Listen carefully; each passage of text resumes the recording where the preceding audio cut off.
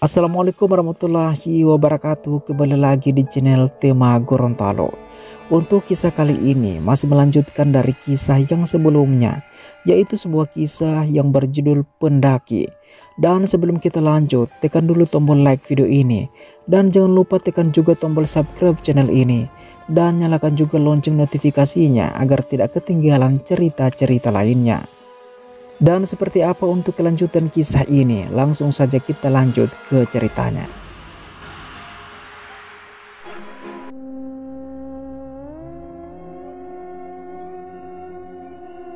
Nil, sepertinya kita memang hanya berjalan berputar-putar saja di kampung ini. Kampung ini tidak ada ujungnya, kataku kepada Daniel. Iya, sepertinya memang pintu masuk kampung ini cuma di area persawahan itu.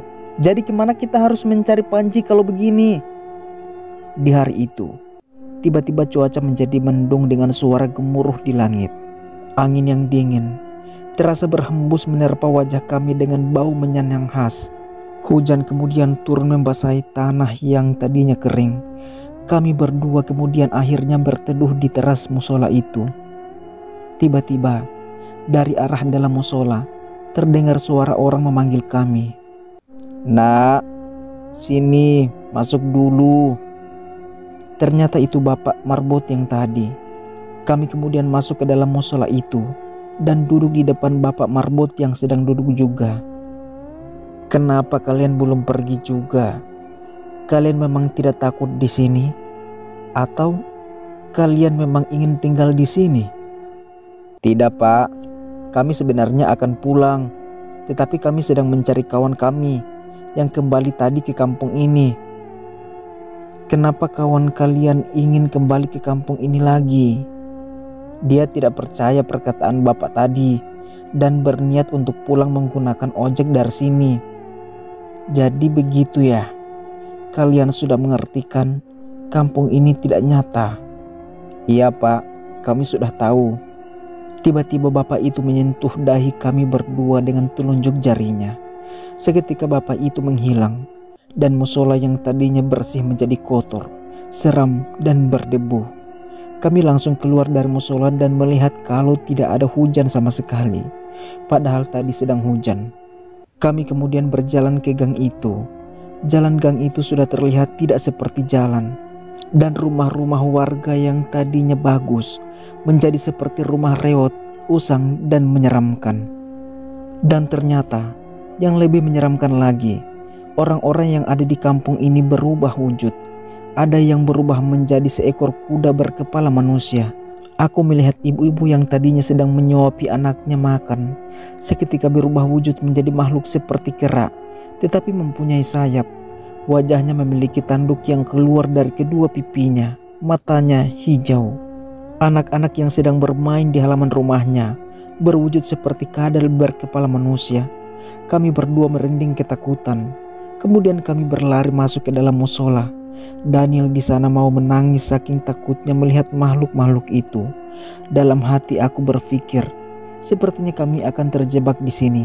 Sepertinya ini memang alam jin, dan makhluk-makhluk tadi itu adalah wujud dari jin.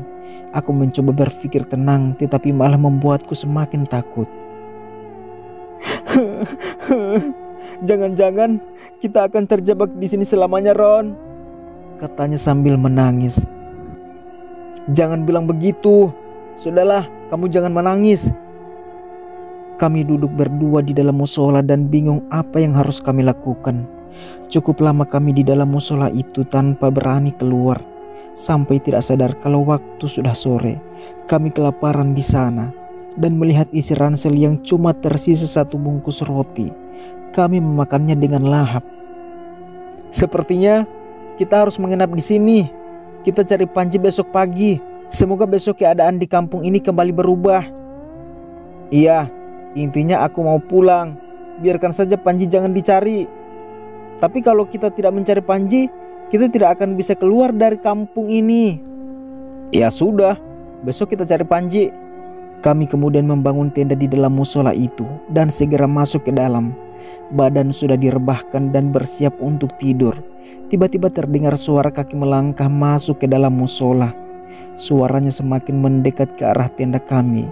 Cahaya senter terlihat dari luar tenda mengarah ke tenda kami. "Shh, shh. Siapa itu, Ron?" kata Daniel ketakutan. "Aku juga tidak tahu, Nil." Suara panggilan kepada kami berdua. "Daniel, Roni, kalian di dalam?" Ternyata itu Rido dan Iqbal. Aku kemudian langsung membuka pintu tenda dan keluar dari tenda. "Kok kalian bikin tenda di dalam musola sih? Kalian kenapa kesini? Kalian gak takut sama makhluk-makhluk di kampung ini?" "Ya takut sih, tapi kami khawatir sama kalian berdua. Lagian kami tidak berani bermalam di pinggiran hutan itu, makanya kami menyusul kalian." "Iya Cok, di pinggiran hutan itu suaranya ribut sekali, seperti ada suara orang-orang memanggil kita. Suara orang tua kamu juga aku dengar, Ron. Bahkan ibumu terdengar menangis." "Ah, yang benar. Masa ibu aku menyusul aku mendaki?" "Iya serius bro. Tapi ketika kami mencari suara itu, tidak ada orang sama sekali di sana. Kita berdua juga tadi membalas panggilan mereka dengan berteriak, tapi tidak ada yang membalas kami." "Serius?" "Iya serius. Makanya kami menyusul ke sini. Kami takut di sana. Apalagi suara ribut itu bikin aku sama Iqbal nggak tenang di sana." "Kok mata kamu bengkak, Nil? Seperti orang habis menangis." "Iya Bal, si Daniel itu nangis terus dari tadi." "Nangis kenapa?" "Tenang aja Nil. Kita pasti pulang besok kalau sudah ketemu Panji. Coba kalian lihat makhluk-makhluk di luar itu. Apa kalian nggak merinding lihatnya?" "Makhluk apa? Itu kan orang-orang yang sama, yang melakukan aktivitas sama seperti hari-hari kemarin. Kok kamu lihatnya begitu? Kalian gak lihat mereka berubah menjadi makhluk yang menyeramkan?" "Enggak kok, mereka semua sama kayak kemarin. Coba kalian lihat musola ini, kotor banget kan? Reot, berdebu, banyak daun-daun berserakan di lantai." "Enggak kok, musola ini bersih seperti sebelumnya. Makanya kami heran, kenapa kalian bangun tenda di dalam musola? Nih, coba lihat, bersih kan?" Sambil mengerahkan cahaya senter ke lantai dan dinding musola. "Kalian buta ya? Itu kan kotor banget."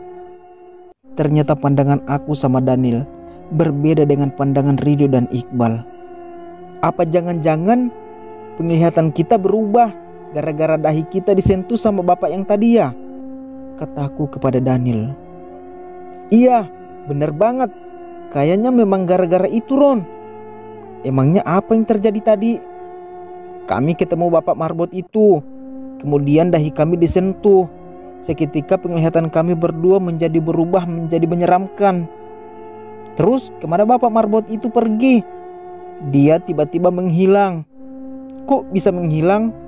Oh iya, Panji ketemu nggak?" "Nggak. Kami hanya berputar-putar di desa ini dari tadi." "Iya, kita seperti melakukan kegiatan yang berulang-ulang." "Kok bisa ya? Jadi gimana nih? Kalau nggak ada Panji, kita nggak bisa pulang." "Ya udah, besok kita cari. Kita nggak bisa cari dia di kondisi kampung yang gelap seperti ini. Apalagi penglihatan aku sama Daniel berbeda dari penglihatan kalian. Ya udah, kita tidur aja malam ini. Besok pagi kita cari." Karena tenda yang satunya lagi ada di ransel Panji, jadi kami berempat tidur dalam satu tenda yang sempit. Kami akan mencari Panji besok pagi lagi, agar kami bisa keluar dari kampung ini. Hari ketiga di kampung misterius. Pagi hari, aku terbangun dengan karena perut yang terasa lapar. Aku membuka mataku dan dihadapkan dengan muka Daniel yang tertidur dengan air liur yang keluar dari mulutnya. Aku kemudian langsung duduk dan kemudian membangunkan mereka semua. Kemudian aku langsung mengambil HP yang ada di saku celanaku. Ternyata HP aku sudah kehabisan baterai. Maklum, HP jadul, jadi baterainya nggak kuat seperti HP baru kebanyakan. Kemudian aku mengintip keluar tenda melalui jendela tenda yang kecil. Keadaan di luar masih sama dengan semalam. Musola yang kotor dan usang. "Bil, bangun, sudah pagi." Sambil merentangkan kedua tangannya. Kemudian Daniel membangunkan Rido dan Iqbal yang ada di sampingnya. Aku kemudian mengeluarkan ransel yang ada di dalam tenda. Segera aku keluarkan kompor untuk memasak. Aku cek satu persatu ransel. Ternyata tidak ada tersisa air botol. Dok, gimana nih? Air kita sudah habis. Coba kamu cek air keran yang di tempat wudhu musola ini. Ada airnya atau tidak? Oke, ayo Iqbal, temani aku bawa semua botol ya. Mereka berdua kemudian keluar untuk mengisi air. Dan aku melanjutkan memanaskan minyak goreng untuk menggoreng kerupuk kering yang kami bawa dari rumah. Setelah beberapa saat, mereka berdua kembali. Aku dan Daniel kaget. Karena bukannya air bersih yang ada di dalam botol, tetapi air yang keruh kekuningan seperti air kencing. Apa-apaan ini dok? Kamu kok ngisi air got?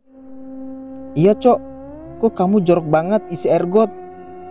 Emang kita ayam gitu dikasih minum air kotor? Kalian berdua emang gak lihat? Ini kan air bersih dari musola itu, seperti air yang kemarin.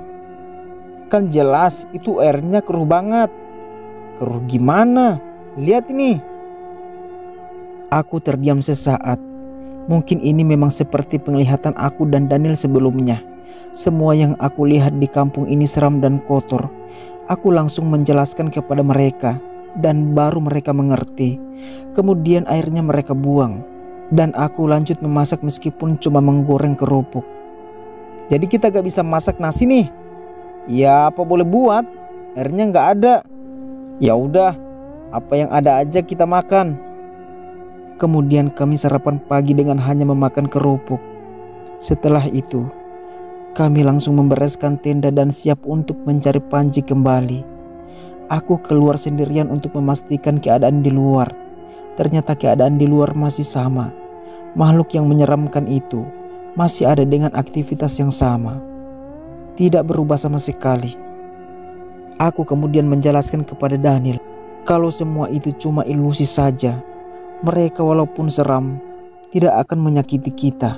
Setelah meyakinkan Daniel, kami berempat kemudian keluar dari dalam musola itu. Kemudian kami berjalan ke gang dengan Rido sebagai pemimpin jalan. Kami terus mencari dari sudut ke sudut gang tanpa henti, berputar-putar, kemudian balik lagi ke musola. Sampai siang kami berjalan tidak kunjung menemukan Panji. Kami saat itu putus asa. Sepertinya kami di sini akan terjebak selamanya. Ditambah rasa lapar dan lelah yang membuat kami berpikir untuk menyerah. Daniel juga terus saja ketakutan melihat makhluk-makhluk aneh di kampung itu. Sepertinya kita tidak akan menemukan Panji. Sepertinya kita akan terjebak di kampung ini, kataku dengan pasrah. Ya sepertinya begitu. Aku rindu rumah. Aku pengen pulang. Aku bersumpah kalau aku bisa keluar dari sini, aku gak akan lagi mendaki gunung, kata Daniel dengan nada sedih. Jangan berpikir begitu dulu. Kita pasti menemukan Panji. Tapi ini sudah setengah hari kita mencarinya. Dan ini juga sudah hari ketiga kita berada di kampung ini. Jika kita tidak keluar hari ini, kita akan terjebak selamanya di sini, kataku. Jadi bagaimana nih? Apa kita akan tetap mencari Panji dengan memutar-mutar seperti ini? Begini saja, kita kembali ke hutan itu. Kita cari batu itu. Kita coba keluar seperti apa yang Bapak Marbot itu bilang kemarin. Tapi Panji kan belum ketemu. Sudah, kita lupakan saja Panji. Dia juga tidak pernah pikirkan keadaan kita. Dia itu egois, bertindak dengan kemauannya sendiri. Oke lah, kalau begitu kita kembali ke gang menuju persawahan itu. Kami pun menyerah mencari Panji dan akhirnya memutuskan untuk pergi ke batu yang ada di hutan itu tanpa Panji. Setelah berjalan beberapa jam, kami akhirnya sampai di pinggiran hutan. Kemudian kami memasuki hutan itu dan memulai untuk mencari batu besar yang dimaksud Bapak Marbot itu.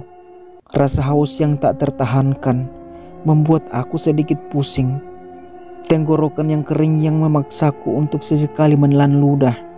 Setelah sekitar 1 jaman mencari, kami tiba-tiba melihat objek benda berwarna biru dari kejauhan. Kami berempat langsung menuju ke sana dan mendapati bahwa benda itu adalah ransel milik Panji. Segera kami berteriak memanggil nama Panji sambil mencarinya. Aku mengecek isi ransel itu, tetapi masih utuh seperti biasa. Dan aku menemukan air botol dan 2 bungkus roti yang masih tersisa di dalam tas itu. Kami langsung meminum air dan memakan roti itu karena rasa haus dan lapar yang tak tertahankan. Ayolah, cepat kita cari Panji. Ini sudah sore, kita nggak punya waktu lagi, kataku. Setelah selesai makan dan minum, kami kemudian melanjutkan mencari Panji di area tempat kami menemukan ransel itu. Tak lama kemudian, kami mendengar suara minta tolong, tetapi samar-samar. Tolong, tolong. Suara itu sangat kecil dan lemah. Kami terus mengikuti sumber suara itu, dan akhirnya melihat bahwa itu adalah Panji yang bersandar di sebuah batu besar yang tidak lain memang itu adalah batu yang sedang kita cari.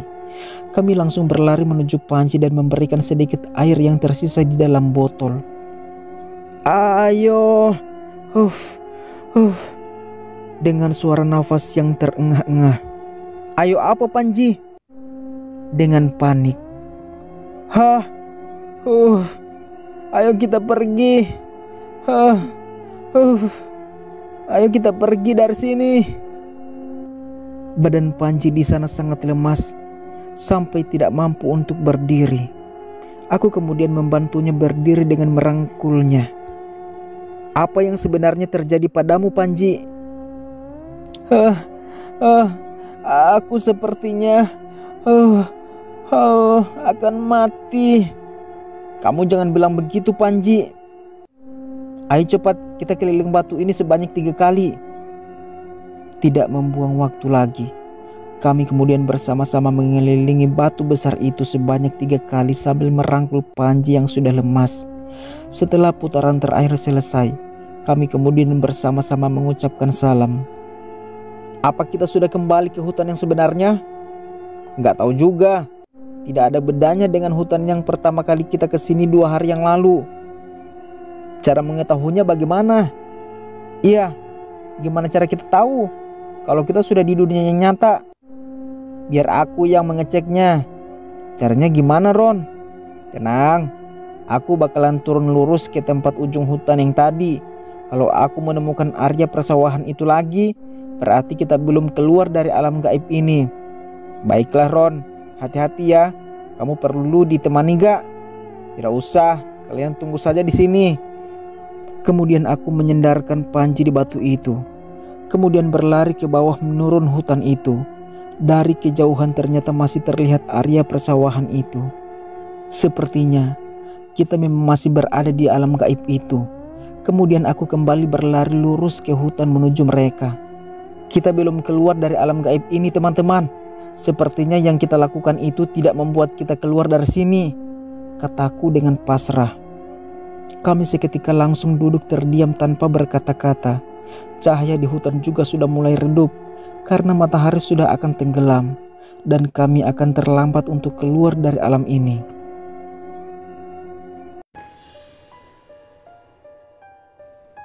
Baik teman-teman, sekian untuk kisah kali ini. Bagaimana menurut kalian tentang kisah ini? Tulis komentar kalian di kolom komentar. Dan buat teman-teman yang baru bergabung, jangan lupa untuk like, komen, share, serta subscribe channel ini. Dan nantikan kisah-kisah horor berikutnya tetap di channel ini, Tema Gorontalo.